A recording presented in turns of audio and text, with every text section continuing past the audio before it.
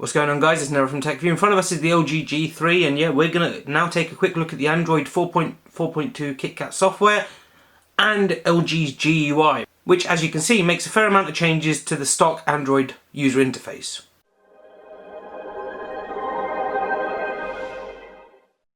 So the first thing we're going to show you is Knock-On. Now, Knock-On's quite a cool feature, and it's just LG's fancy name for the double tap to wake and double tap to sleep feature. Confused?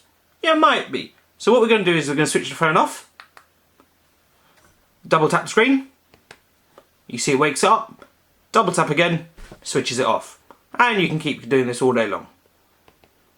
Now whilst the screen's off, we're going to move to our next feature, Knock Code. Now Knock Code is really cool. We covered this at MWC 2014 earlier this year in February in Barcelona, where LG announced the G Pro 2, which is one of the first devices to come with Knock Code. And what Knock Code allows you to do is unlock your phone without actually just typing a code on the display. It's quite interesting, but it assigns touch points within the display, and it separates it into 4 quarters, and all you've got to do is tap in a pre-programmed code, so a sequence of the taps. In this case, we've set it to be 1, 2, 3, 4, and you can do it anywhere from 3 to 8, so you could go 1, 1, 1, 1, 2, 1, and it doesn't matter where on the display you do it, it's all kind of based around segments. So if you've chosen the top corner and you start typing here, you've kind of got to be very careful how you tap. And it's just easier to just look as if you're tapping the display and it unlocks it. And it still provides a lot of security and comes up with a backup pin as well. So let's show you Knock Code. It unlocked the phone straight away. Didn't see it? Let's do it again. And as you can see, there's no way for anyone to see exactly what you have on your display. Don't believe us that it's locked? We'll show you. And now, as you can see, I'm trying to swipe and it can't. And on the display, it says tap Knock Code sequence to unlock. Now, if you get it wrong, there's a backup pin which you can use, and we've just set ours already. But that's only if you type the code in wrong 5 times. So we'll show you here. Try again.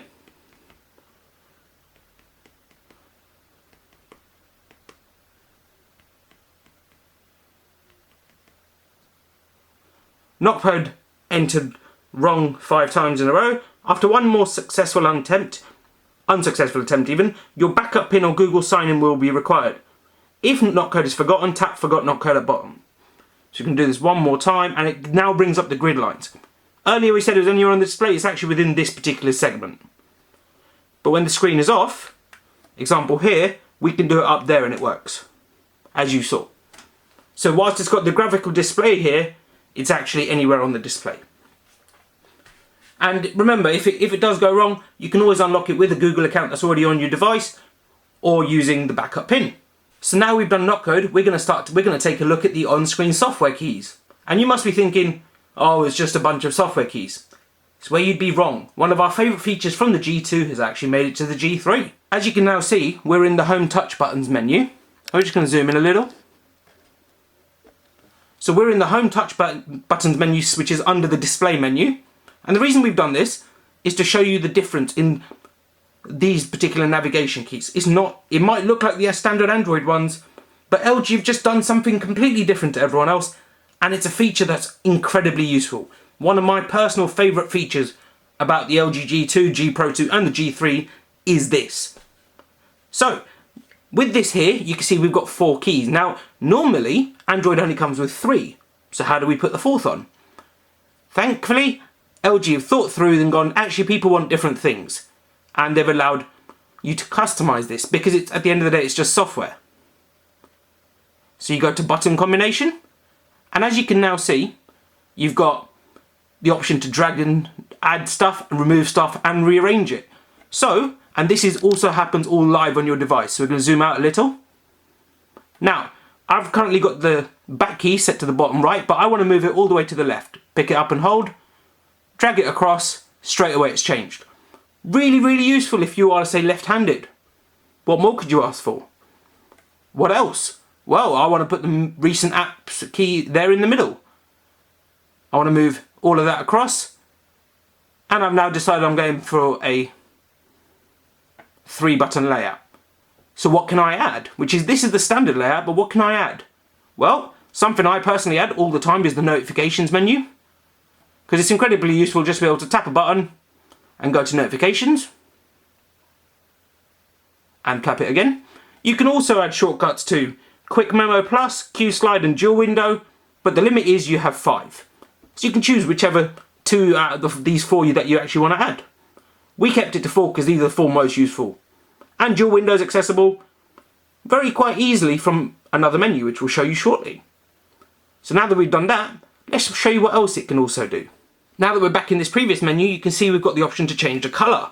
So you can have a white, fully white, you can have a white to black graduation, you can have a black menu, or a black gradation menu. They call it gradation, but it's essentially just a gradient across the nav bar. We're currently set to all black, but if we switch it to the gradation menu, it's got a much nicer appeal.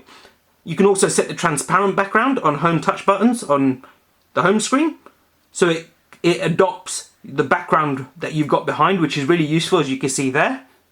If we go back to it, you can also select to hide the touch buttons, and this is really useful because now you can specify that. Example, if I'm in Chrome, I don't want those to appear, and what we're going to do is we're going to go to the internet browser, and as you can see, they disappear. Now what if I want them back? You simply swipe up, or if your handset's the other way around, you swipe to the side. And what this allows you to do is make use of the full 5.5-inch display. So now that we've shown you the menu buttons, which I'm going to be honest is one of my favourite features by far on the G3 and even the G2, let's take a look at the rest of the software. Next up, we're going to look at the notifications menu. So using the notifications menu key that I've already set, I'm just going to tap down on it, and now you can see that the notification menu looks quite similar to other devices. What we've got at the top here is sliders, so quick shortcuts to all your toggle, so quick access to all the mainly used settings, Wi-Fi rotation, sound, data, Bluetooth, etc, etc, etc. There's loads there. And if you want to add, remove or rearrange them, at the end you've got the edit option. You can choose whether to include brightness and volume control. You've got all of these options, and you can even add more or less. Turn the LED on, etc. as you like. So now I'm going to quickly show you. At the moment I've got rotation set there, but if I want to swap sound and rotation around, pick it up, drag it and drop it, tap the back key, sound is moved around. So you can also add the volume slider and remove the brightness slider if you want. At the moment we've got the brightness slider there, and then all of our notifications. Now if I tap back again, it brings in the volume slider, as well as a quick access to all the 4 notifications. Remember, we prefer not to have the volume keys there, purely because at the end of the day you can access it just by using your volume keys at the back. Now I'm going to turn off that, let's go back, and it takes us there, and it shows us that the updated notification menu. Dead straightforward. You can add shortcuts to things like Q Slide, but it takes up valuable space. This is kind of the easiest way to use the notification menu. And don't forget, it's a large display at the end of the day. You want access to lots in your notification menu, but you also want to be able to see your notifications without incessant scrolling. So now that we've shown you the notification menu, let's move on. Next up is the recent apps menu. Now, to access the recent apps menu, just use the key there, and it shows you instantly what apps we've got running. You have the option to clear all, or you can clear them individually by swiping away like that. And to access one, just tap on it. The other useful thing about the recent apps menu is it gives you quick access to Dual Window. So let's take a look at Dual Window. Now, if you've ever used a Samsung device over the last couple of years, you might recognise Dual Window. You have here the option to open 2 windows at the same time for 2 different apps. So what we're going to do is we're going to pop YouTube into the bottom like that, Chrome into the top like that, and before I do that, if you just look there, it shows you recent apps as well. And now we've got 2 windows, one with YouTube, and I don't know why it's got Chicken Legend, but hey, and we've got the PayPal app open there. You'll notice that you can interact here. You've got access to all your open tabs as well, and pressing the back key interacts within the menu. As you can see by this little blue line indicating the 2, It shows you which app is currently active, and that's the one that these keys example apply to. What if you want to make one bigger? You just pick it up and hold it, move it up and down the page as such, up and down the screen. So we've moved it there. It's taken a little while to render, I'm not gonna lie. It seems to be, it's a very useful feature, but unfortunately for LG, it's just not as polished as we've come to expect, say example from the Samsung range. However, in LG's fairness, they've done a very, very good attempt. So I expect LG to offer a lot very, very quickly. Now tapping on it allows you to switch the displays around, change applications, and in fact, this is a good thing.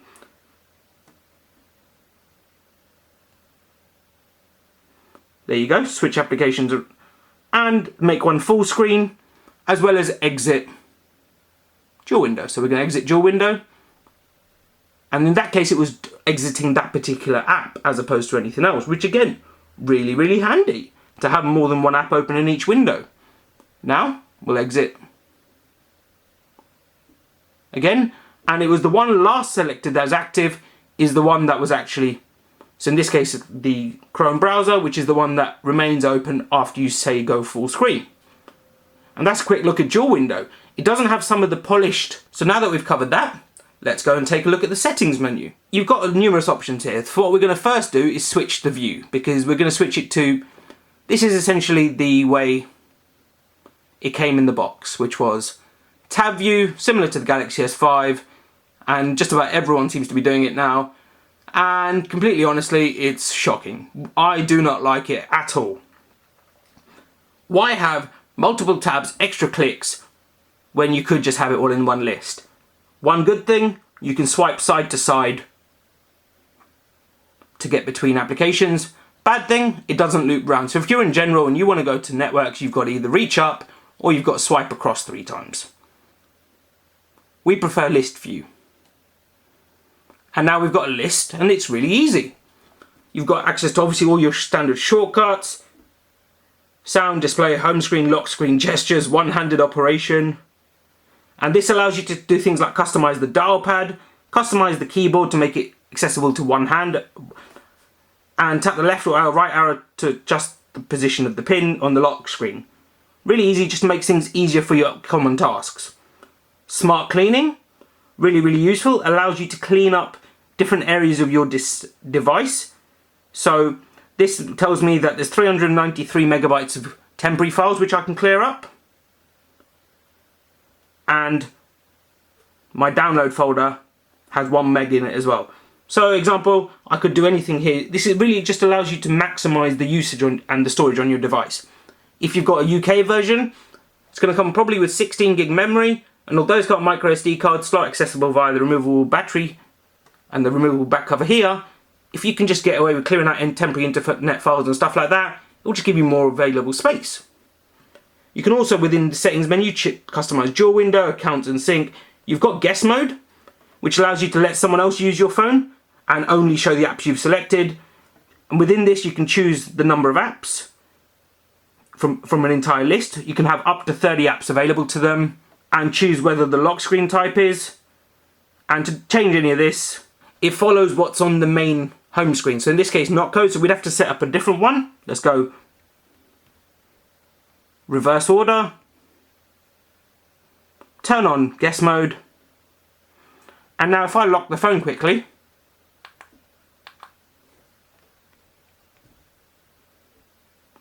it's opened up guest mode. It shows 4 applications only, no widgets, there's no customization options. It's very much for someone to try out the phone, no access to notify anything really, just these 4 apps. Really useful if you've got kids and you only want them to do basic stuff. Very, very useful feature. We're going to go back to my original profile. It takes us straight back in. And then we're in settings. So we continue, we've got location, security, backup and reset.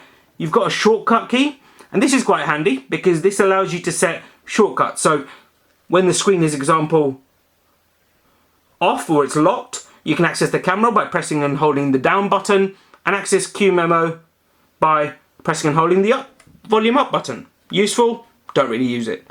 You've got options for quick circle case, and then the about phone, where we'll show you we are running on Android 4.4.2.